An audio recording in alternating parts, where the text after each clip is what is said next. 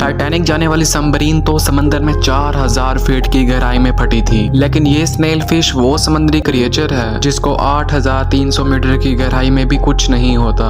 ये कुदरती तौर पर दुनिया का सबसे मजबूत क्रिएचर माना जाता है, फिर चाहे इसके ऊपर हाथियों का झुंड खड़ा कर दिया जाए या फिर इसके ऊपर से ट्रक्स गुजारे जाएं, यहाँ तक कि इसके ऊपर एक ट्रेन ही खड़ी क्यों ना कर दी जाए, इसकी बॉडी टस से मस नहीं होगी। पर सवाल ये है कि आखिर इसके अंदर ऐसा क्या मौजूद है। व्यूअर्स, पैसिफिक ओशन से गोम आइलैंड से 350 किलोमीटर साउथ वेस्ट में ट्रेवल किया जाए तो समंदर का वो हिस्सा आता है जहाँ पर ओशन का डीपेस्ट पॉइंट मौजूद है। इस पॉइंट को मरियाना ट्रेंच के नाम से भी जाना जाता है। मरियाना ट्रेंच समंदर के बॉटम पर चांद की शक्ल जैसा एक बहुत बड़ा कर्व्ड डेंट है जिसकी लंबाई 2550 किलोमीटर और चौड़ाई 69 किलोमीटर से है। इस डेंट की वजह से समंदर का ये हिस्सा अचानक से बहुत डीप हो जाता है। इस डेंट का अंदाजा लगाने के लिए इसको गूगल अर्थ पर भी देखा जा सकता है। इस ट्रेंच में हमारी दुनिया का सबसे गहरा पॉइंट चैलेंजर डीप 10,971 मीटर नीचे मौजूद है।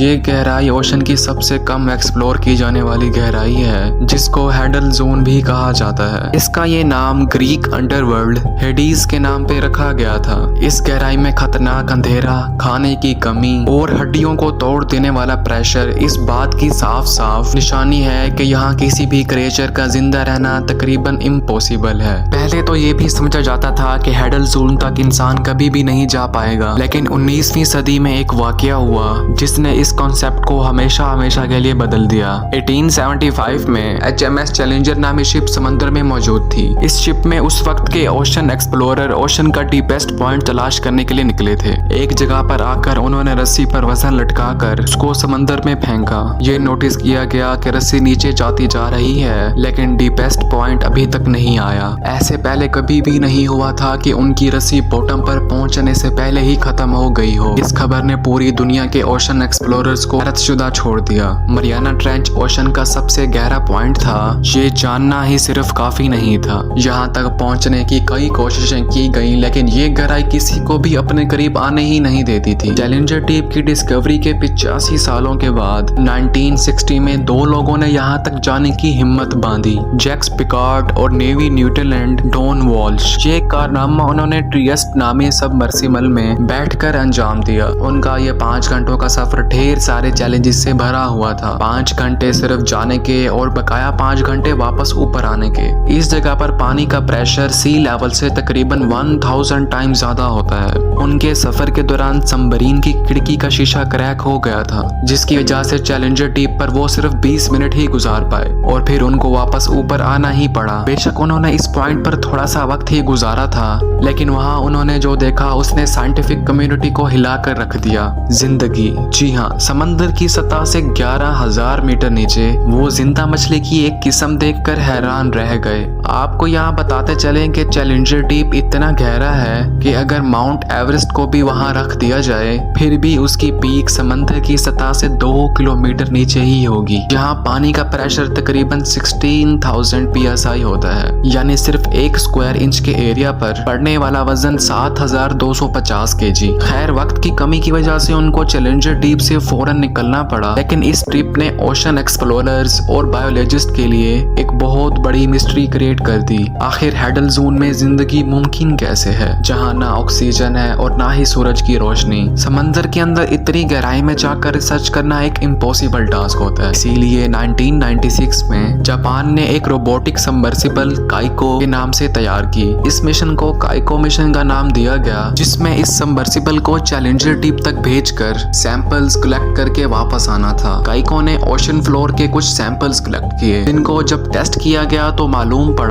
ये समंदर का बॉटम अजीब किस्म के बैक्टीरिया से भरा हुआ है। ऐसे बैक्टीरिया जो आज से पहले कभी नहीं देखे गए थे। लैब टेस्ट से मालूम पड़ा कि ये बैक्टीरिया की एक बहुत अजीब किस्म है जो हाई प्रेशर में भी जिंदा रहने की काबिलियत रखती है। नॉर्मली जमीन पर फोटोसिंथेसिस के जरिए प्लांट्स एनर्जी बनाते हैं, यानी सनलाइट, पानी और कार्बन डाइऑक्साइड के जरिए, लेकिन समंदर की गहराई में जिंदगी का होना अगर पॉसिबल है तो वो इन्हीं बैक्टीरिया की वजह से है। बैक्टीरिया केमिकल प्रोसेस के जरिए कार्बन डाइऑक्साइड और पत्थरों के मिनरल्स को एब्सॉर्ब करके एनर्जी और ऑक्सीजन बनाते हैं। इस प्रोसेस को कीमोसिंथेसिस कहा जाता है। ये नोटिस किया गया कि इन बैक्टीरियाज की वजह वजह से बनने वाली एनर्जी समंदर की इस गहराई में मौजूद दूसरे क्रिएचर्स के लिए मेन एनर्जी सोर्स का बाइस बनती है। ये एविडेंस इस बात को साबित करने के लिए काफी था कि हैडल जोन में जिंदगी वाकई मुमकिन है। मरियाना ट्रेंच में हैरत अंगेज तौर पे सबसे गहराई में रहने वाली मछली को भी देखा गया है, जो कि एक स्नेल फिश है। क्योंकि ये हैडल जोन में रहती है, इसी वजह से इस फिश को हैडल स्नेल फिश भी कहा जाता है। 12 इंच तक लंबी और 3 इंच मोटी ये मछली अपने जिस्म पर जितना दबाव बर्दाश्त करती है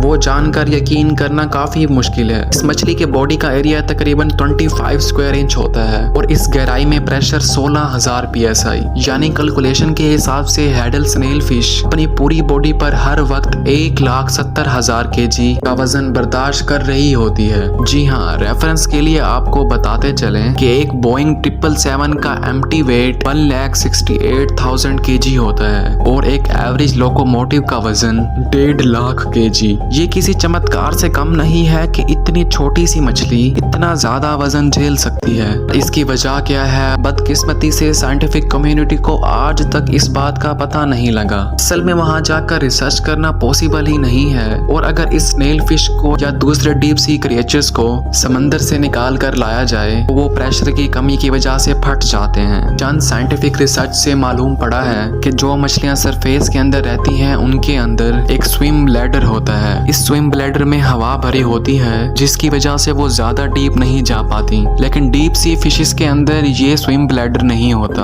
और यही वजह है कि वो गहराई में आसानी से जा सकती हैं। इसके अलावा रिसेंट डिस्कवरी से मालूम पड़ा है कि तमाम समुद्री मखलूक के अंदर पाइजोलाइट्स नामी एक ऑर्गेनिक मॉलिक्यूल होता है। ये मॉलिक्यूल मेम्ब्रेन्स और प्रोटीन को क्रश होने से बचाता है। साइंसदानों को स्नेल फिश के अंदर पाइजोलाइट्स की बहुत ज्यादा क्वांटिटी देखने को मिली, पर अभी तक ये मालूम नहीं पड़ सका कि ये पाइजोलाइट्स आखिर प्रोटीन्स और मेम्ब्रेन्स को क्रश होने से कैसे बचाता है। ये तो तब ही मालूम पड़ सकेगा जब कोई ऐसी टेक्नोलॉजी ईजाद हो जो चैलेंजर डीप में जाकर जिंदा मछली पर रिसर्च कर पाए। उम्मीद है मेरी ये वीडियो भी आपको बहुत पसंद आई होगी। वीडियो पसंद आया हो तो चैनल को सब्सक्राइब कर देना।